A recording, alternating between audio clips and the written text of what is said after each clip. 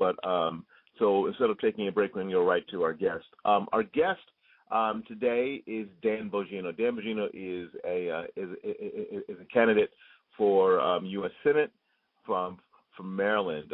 You know what? And he's going to talk a little bit about it, but he's had an incredible history. He started his career as a member of the NYPD back in '95.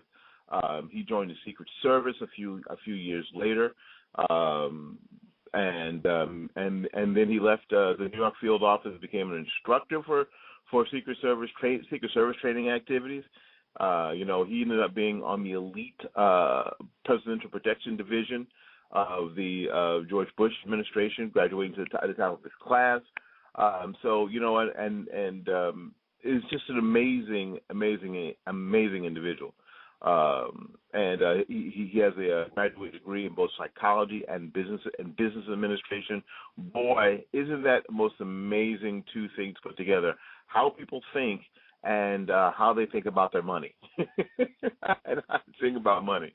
That's how I think that's really important to moving the country forward. So we're going to go ahead and click the button and ask our guest, future Senator Dan Bongino, how are you this morning? Well, good. Just one correction. Running for Congress. I was the U.S. Senate nominee in the last cycle, so yes. Congress. I got that off the website. You're running for Congress in 2014. No That's worries. Right. How right. have you been? We talked before. How have you been? Yeah, I've been good. Busy. Running for office is definitely a contact sport. It's not golf. You're out there every day shaking hands. I was at the Washington County Agricultural Expo yesterday, so I'm a little exhausted, but I got a little rest this morning, so ready to go back on the campaign trail. I appreciate you having me back. No worries. A lot has happened, Dan, since we've spoken the last time. A lot has happened. Mostly, people are calling scandals. It's scandalous, but it's not surprising. The latest thing happened yesterday, and I wanted to hear your opinion when I knew you were going to be on. There was a vote in the U.S. House of Representatives concerning curtailing the stretch of the NSA. Now, you've been closer to those kinds of things than most of us, and that's fine. And I'm glad that other people can do it. I don't know if I'm bright enough to do it. I'm glad that you were there, not me. As it worked out, the NSA's powers are in the amendment that was defeated are not curtailed. How are you looking at what we've learned about NSA and what they actually do? And was that vote yesterday a good idea or not so good an idea? Well, the Amash Amendment was a good idea, and I'll tell you why. Having been up and close and personal with federal investigations, counter-terror, counter-narcotics. The Secret Service is a very a diverse organization. We do protection. We're involved in a number of task forces, and we work with a number of these federal agencies. So I have a vast body of experience here. Here's the problem. When you give the government information without any significant judicial review, which in my opinion the FISA court has become, it's just become a rubber stamp. It's going to be abused. It's not a matter of if. It's just a matter of when. If you don't believe that, you probably have never worked in the federal government, never handled classified information in an investigatory capacity. I say that because what makes the country different, the United States of America, what makes us exceptional, when you really boil it down, you get past a lot of the talking points and the flowery words. What really makes us different is liberty, real liberty. In other words, the ability to live freely without the government knocking on your door if you haven't, unless you violated the rights of others. Now, that liberty gives you a personal self. And I'm not going to get overly philosophical here, but the personal self meaning, we all close our doors and shut our blinds at night, and we feel that in our house, we can, in our private lives, we can act privately, and we're all fallible human beings. This whole idea that if you're doing nothing wrong, you have nothing to worry about is nonsense. We're all doing something wrong. We're human beings. We make mistakes every day. But as long as those mistakes aren't criminal and don't impact on the civil rights of others, they're private mistakes. Yeah, it's the reason we put passwords on our computers and everything like that, because we have a private self because we have liberty in the United States. You don't have a private self when you're in North Korea and your neighbors are spying on you, your family members are spying on you, and at any given moment you can be taken off to the gulag. Once that line between the private and public self starts to get blurred, which is happening now, with this NSA collection of metadata, which is nonsensical when they say, oh, it's just phone numbers. It really doesn't convey any information. That's ridiculous. Once that line is blurred and starts to slowly disappear, there's a slippery slope here that really the very essence of what we have and we call liberty and what makes us different starts to dissipate slowly. So I agree with the amendment. I'm saddened that it didn't pass. Okay. Because it was interesting that the mix of people that coalesced on either side of this. I think it was the final total was 215 and 207. The regular down the line political partisan lines were absolutely obliterated in this. Except for here in Florida, where in my district where Dennis Ross voted yes and Kathy Castor because she's going to vote the opposite of Dennis Ross anytime, always voted no. Anyway, that just blows my mind. How do you see that move being? For what you just told me, I don't really see all of that moving forward in the cause of liberty and freedom, because the president obviously, what the president was going to be doing anyway, but it was going to be a battle. The idea is that I don't really see this moving forward in the cause of freedom and liberty, because now it just seems like this is going to disappear after this. This is going to disappear off the front page, and the American public, out of sight, out of mind. And this really it doesn't intentionally expand what NSA is doing, but it sort of gives approval to the expansion of what NSA has been doing. Yeah, it does, and like I said, there's a red herring here.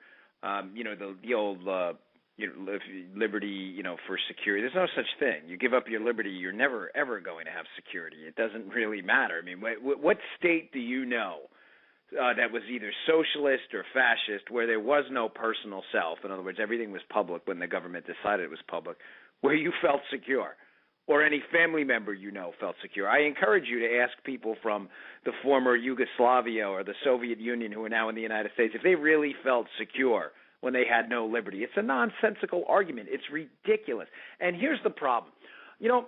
A lot of lawmakers, 12 years in the Secret Service and having run for the U.S. Senate last time and winning the Republican nomination, having dealt with the political side of the fence as well. This has been my entire life for, well over a decade now.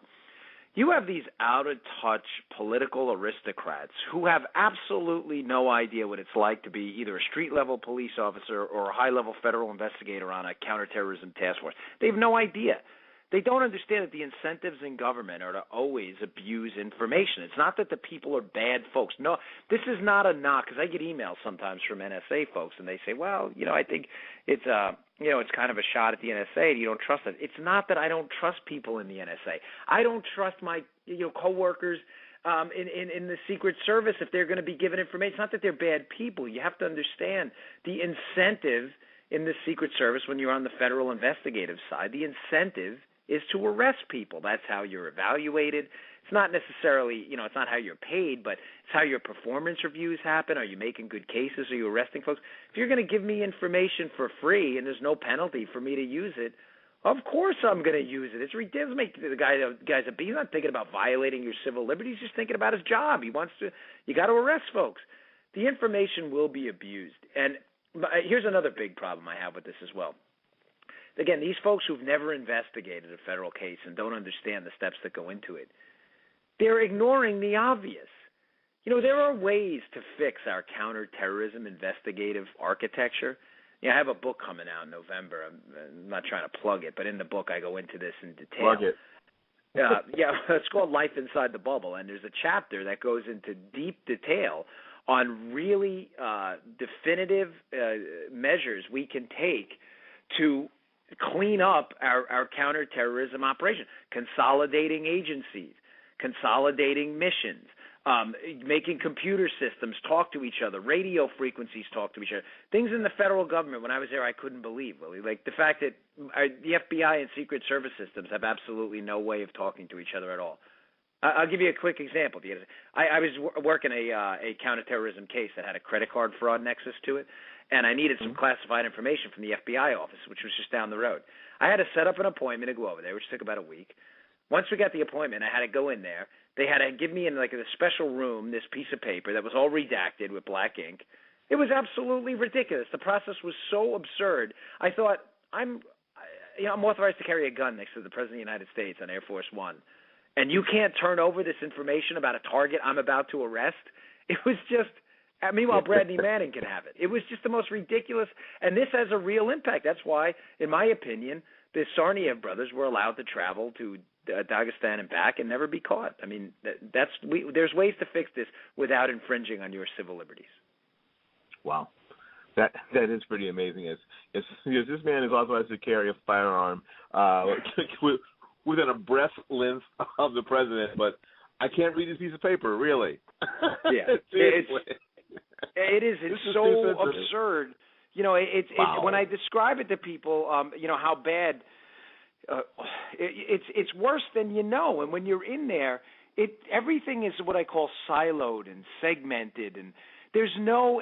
When I was with the NYPD, it was one big police agency that polices all of New York. Now, listen, they have a lot of problems as well. I don't think they would run from that, but if I needed information from a detective in the 4-4 precinct in the Bronx, and I was in the 7-5 in Brooklyn, it wasn't difficult. You just called them up and said, "Hey, do you have there was a computer system called Wolf's. Do you have a Wolf's file on this guy?" Yeah, sure, I'll send it over.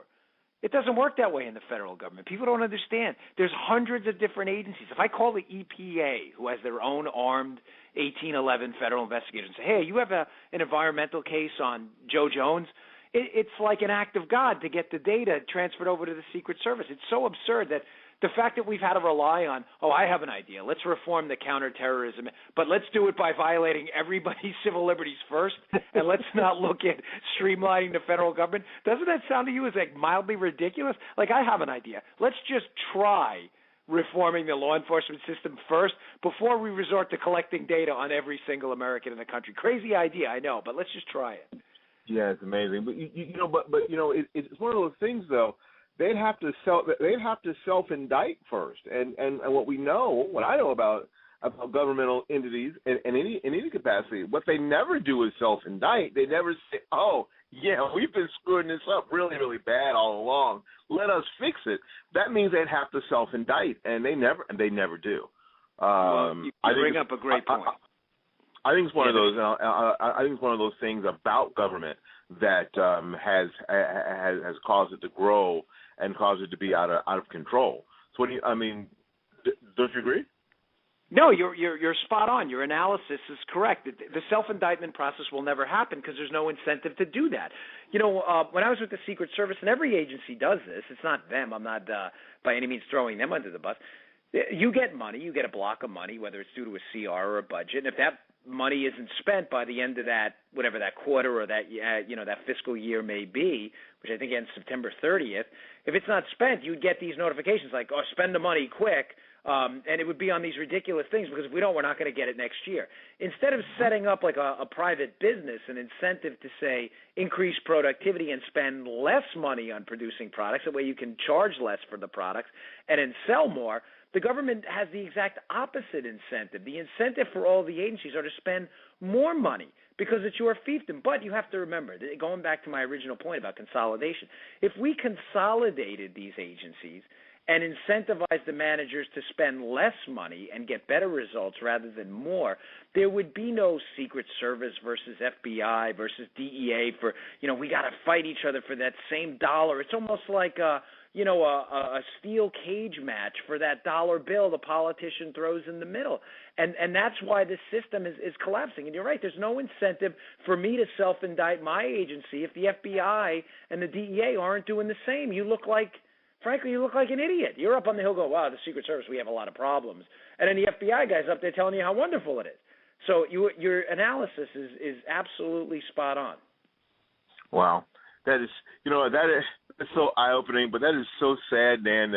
That the Hillsborough County school system works just like the FBI and the CIA, and that mentality. Because I'll tell you what, and I want to talk about IRS, and I want to talk about the president's insanity about coming out after Trayvon Martin, and more importantly, I'm going to talk about what's happening in Maryland, and how you are going to take Maryland's concerns to Washington.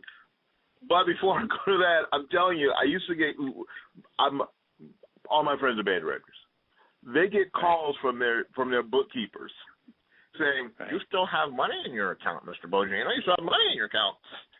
And he goes, and they used to go, when they're new, they go, "Yeah, I know. We've really done well in trying, and trying to get the best deal and everything." "Oh no, you get that money out of there, or we're gonna have to. The county will come get it and buy jock straps with it." Yeah, exactly. I mean, they're just perverse incentives. I know, it's really bad. They make people spend money on stuff they don't need, and even more nefarious, they make people hide money in ways that if anyone found out, they'd be fired. Right, and the odd part about it is they're so naive to the fact that the public is onto the game. The public knows that requests for more money aren't serious. I mean, you bring up a great point about the education system. I mean, the education system in America since 1974, when I was born, has spent over 200% more in real dollars, not inflation-adjusted dollars, on education, and has absolutely flatlined results. So the public now is really immune to this argument that, if it was just a couple more dollars, we would fix things. But think about the converse. If the situation was, the incentives were aligned differently, and managers were incentivized to save money, to produce a better product, and one year they returned money, the next year maybe they needed a little more, the next couple of years they returned a little bit more money, the results were really good. When they came to the taxpayers in a very a crisis-laden situation, said, "Hey, listen, we really need some more money. Our buildings are collapsing. The ACs are broken. We've returned a lot of money over the last few years." I think the taxpayers, even conservatives and libertarians, would be open to the argument, at least to hear them out, and say, "Hey, listen, they've been responsible. They've returned money the last 4 or 5 years. Education spending has stayed flat or has gone down, and results have been pretty good." But that's not what happened. So now, the unions and a lot of folks, they come to the public for money, and the public just doesn't want to hear it. They said, "No, it's nonsense. You've been saying this for 30 years, and you've given us nothing. I mean, you're asking me to buy a Ford Pinto from 1974 in 2013 prices, and we're just not going to do it." But Ford Pinto. Wow, Dan, that's a great analogy. Yeah, my dad had one, that's why. That's very, very good. Yeah, a friend of mine had one back when we were in high school. Yeah, the passenger door didn't close, so if you got in the car, he'd have to get out, lift it up, and shove it in. That was a nightmare. It's awful. It came out right out of Detroit. Yeah, that's the saddest thing. Listen, and something else I think this happened after I talked to you last time. The IRS has been used as a political tool and they cranked this up after I believe they saw the effects of the Tea Party movement in 2010. They wanted to make sure that in 2012 the very same thing didn't happen, that the momentum was stopped. My opinion, not the candidate's opinion, but my opinion, and they were effective. So the IRS is right now out of control. I don't know if we mentioned this before. So there's been many calls for other alternate tax plans. I talked to Congressman Dennis Ross about this, and right now he hasn't decided. He knows that something needs to be done. What do you think needs to be done with the IRS and their current out of controlness, if that's a word?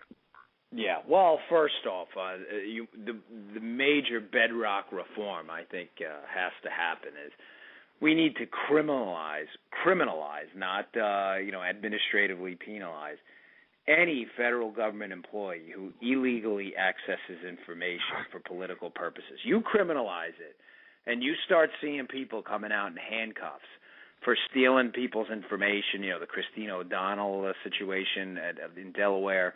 You make it a federal crime to access taxpayer data And I can guarantee you, with or without tax reform, which I am a huge proponent of, you will see this behavior dry up tomorrow. I mean, if you see the President of the United States, if this were to come to him, or Bill Wilkins, his chief counsel, who now it looks like is the spearhead in this operation, you see them coming out in handcuffs, this behavior stops tomorrow morning. Because nobody wants to go to jail. I don't care if the President of the United States himself calls me and says, "Hey, I want you to log in the computer and pull up Willie's tax data." It's not going to happen. Forget it. I'm not going to jail for you. So that's number one. Number two is, you bring up a good point again, is the tax reform. If we had either flat tax or a fair tax. Now, I am a fair tax proponent because the economics of it work better. What it does is it taxes consumption, and I don't have time to explain the detailed economics of it, but it's far more efficient. The problem I find with the fair tax is it's a little more difficult legislatively to get it through. So what I would like to do in the meantime is at the very least, move towards a fair tax, flat tax model during at least the transition phase. I understand HR 25. I've read through it. I don't know if the sunset amendment on the income taxes is going to work, and that's what worries me. But if we had a flat tax, we could eliminate probably 75% of the IRS bureaucracy right there, because there would be no deductions to check, and you'd have to eliminate those over time. I mean, we have massive distortions in the economy because of that. We can't wipe that out overnight. We can't. They would just be the distortions would probably wipe clean any possibility of growth. But if we did it over time and did it fairly, we wouldn't need the IRS. You would pay at 17, 18, 20% of your income, whatever, at least revenue neutral at the start. The rate we could all agree on, and that would wipe it out. You do that, and you criminalize illegal accessing of that data, you'd see a change overnight. And with the elimination of the IRS and the simplification of the tax code, something that people talk about all the time when you guys get to Washington is lobbying. Most lobbying, and let's see if I want to know if you agree, is done because people are looking for a better position as it concerns the tax code. Don't you find that to be true? Oh no, you're absolutely right. I mean, yeah, it's funny when you listen to the Occupy movement, the OWS guys and ladies, they'll sit there and they make this crazy trade all the time. The trade they want to make is business is corrupt. Business is so corrupt, so we need a bigger government. So let me get this straight, okay? You want to trade crony capitalists who are bad enough. I agree. That's one thing we all agree on. They're just as bad to me as big government bureaucrats. But you want to trade crony capitalists. At least we can reform the tax code and escape from. For a government you can never escape from, it's absolutely loony. I mean, why would you do it? It makes no sense. If you have a problem with concentrated power you can escape from, but not when it's concentrated power you can never get away from. And the reason our government, as you just stated, is so powerful is because they've made themselves the arbiter of where capital gets allocated. If I can give your radio show a tax benefit for being in business, then your costs, of course, tautologically speaking, are going to be lower than your competitor, which enables you to stay in business longer and not necessarily produce a better or worse product. Well, it may or may not be. There's no for you, it doesn't matter. There's no incentive to produce a better product. The only incentive for you is to keep your tax break going so you can stay in business. You could get on the air and snore the whole time. It's like you're going to stay in business while the other guy, whose costs are higher, he's got dirt under his fingernails scraping just to try and compete with you because you've got more lobbyists on K Street. But it's the government that's done that. So ironically, when these OWS people complain about crony capitalists, the real question they should be asking is, who empowers the crony capitalists? Where are they going for their handout? That's the ultimate. That's the real question. I agree. People have said this and this or that about welfare, but some of the corporate welfare that happens based on crony capitalism and finding benefits in the and these aren't and I hate that the term loopholes. These are things that are either written or not written into the law. There you go. It's really that simple. Yeah, that's right. Yeah, and the president, he rails against it. That's the funny thing. The president just rails against these loopholes. Well, Mr. President, I don't understand. Like, are you the leader, the CEO right now of the United States of America or not? I mean, these loopholes. I've never seen an administration or a president so detached from the effects of his own policy. I mean, it's just incredible. He talks about these things as if he has nothing to do with it, as if his signature, his imprimatur, is not on the bottom line. For what about all of the tax cuts and the so-called loopholes for all the green energy companies that went out of business? I mean, I don't understand. He acts as if these things happened and someone just pulled the wool over his eyes. It's very frustrating because I've seen it behind closed doors. It's very strange. Ed Klein was on the show. The author of The Amateur, and we talked, and it's like the president is completely disconnected from his own administration. Even speaking of that disconnection, and it's something that you're gonna have to find a way to address. The president has decided that the employer mandate, that is just not able to invoke that just yet. However, the individual mandate, that's going to go into full effect 2014, by the way. But the employer mandate, no, not so much. How are you looking at that? I want to find out if you're looking at it the same way I'm looking at it. How are you looking at splitting those two things up? Yeah, the employer mandate. Here's the problem with even discussing any of this. So many of the they've rewritten this law so many times, from the 1099 provision to the Class Act. It's incredible how, again, the president has managed to adroitly escape any of the impact of this really terrible piece of legislation. He keeps rewriting it but has no blame for it at all.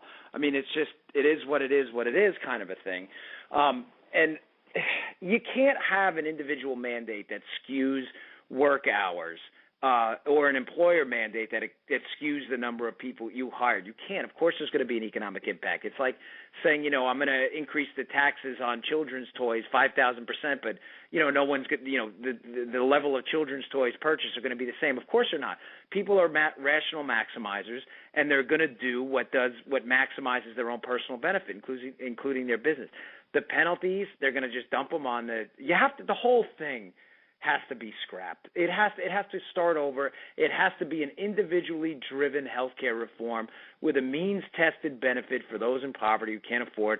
Open up access to the federal employees' health benefit system. The whole thing has to be scrapped. Yeah, I support getting rid of right now the individual mandate, the employer mandate as well. But the truth is, this is an unworkable piece of legislation. There's just no chance it's going to work. I'm really sorry that some of the people, some of the folks who just can't seem to get past the fact that, they're just so married to this legislation because they feel if they indict it that they're indicting President Obama and the Democratic Party as well. But I think the Democratic Party, and specifically the liberal wing, would do themselves a great service if they would just run away from this legislation as soon as possible. It is in really, really bad shape. Yeah, it really seems like as this thing is trucking forward, the wheels are just all by themselves, without any pressure from anybody else, without any opposition from anybody else, just in their own attempt to implement, is falling apart. The wheels are coming off the thing. You've got Kathleen Sebelius out there strong-arming companies to participate. You've still got 33 states around the country who have decided, I think you guys should put our exchanges together. We'll be over here. And we're talking about, folks, we signed up for this monstrosity in October. This year. Yeah. Listen, it's not going to work. I'm sorry, folks. It has no chance of working. Community rating and guaranteed issue, which are the two provisions that really drive Obamacare, have no chance of working. And here's the great irony that pretty much every state is going to have triple-digit increases in the premiums for their health insurance. The only state that's not is New York, and everybody's celebrating, saying, "Oh, this is terrific! Look, New York health insurance rates are going down." You know why that is? It's because health insurance in New York is so catastrophically expensive because the provisions of Obamacare, guaranteed issue, and community rating were already implemented. So their argument is that it's failed so badly in New York and driven up premiums that they're going to come down by like 1% because Obamacare is just a little less bad, forgetting the other 49 states. I mean, New York has hard community rating and hard guaranteed issue. I mean, you can't charge anybody anything different. Doesn't matter if they ride a motorcycle, eat Big Macs, and smoke cigarettes all day. And then you have to be given insurance no matter what, even if you wait till you get in the hospital. It just can't work. The economics are terrible, and it's guaranteed to fail. There's just no way around it.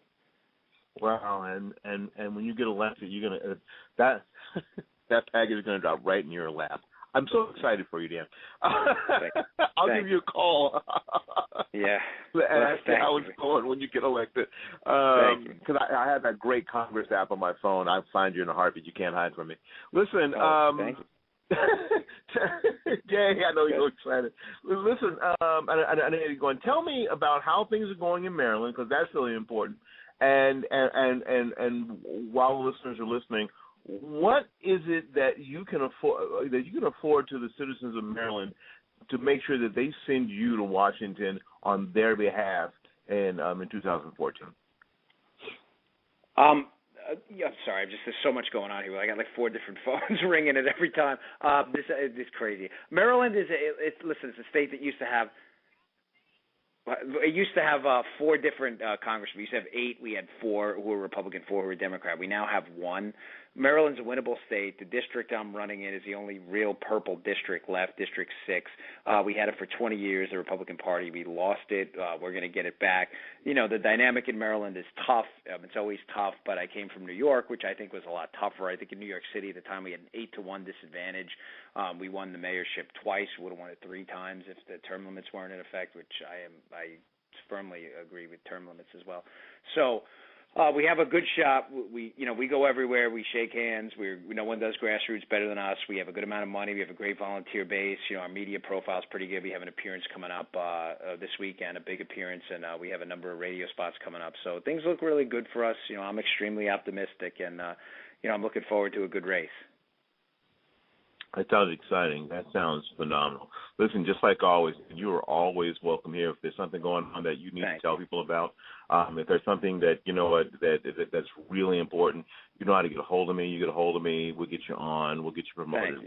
We'll get it out. I really, really appreciate it. I appreciate what you're doing. You know that you're doing this. That sometimes we need people like you who are willing to do the tough things. Some of these spots are easy, you know, and that's important that we do the tough things, that we continue to focus on 14. We got to win and do well in 14, or our country is going to be in more trouble than we may ever be able to get out of. All right, man, I got to go. You got phones ringing all over the place. Thanks again for coming on. Thanks, appreciate the time. No worries. Y'all have a fantastic rest of the day. That's my friend Dan Bongino, running for Congress out of Maryland. What you do now is go to www.danbongino.com, www.danbongino, Bongino. And you know what? Get your fat butt off your wallet and help the guy out. Because like we say here, it is indeed money. That is the blood of campaigns. That's how things work. It is really, really important. So go to www.danbongino.com. My name is Willie Lawson. We'll be back with more of the Willie Lawson Show right after these messages, and we're going to be back, and we're going to have fun, and I'm going to run around, and we're going to have a good time. We'll be back in a little bit.